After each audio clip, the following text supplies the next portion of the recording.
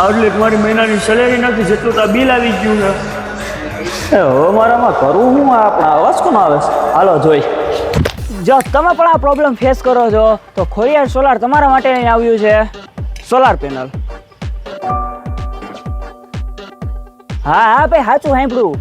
તમારા માટે લઈને આવી છે સોલાર પેનલ, અને એમાં હવે તમને આપશે 78,000ની સબસિડી. નહીં, અમે નહીં, સરકાર આપશે તમને 78,000ની સબસિડી.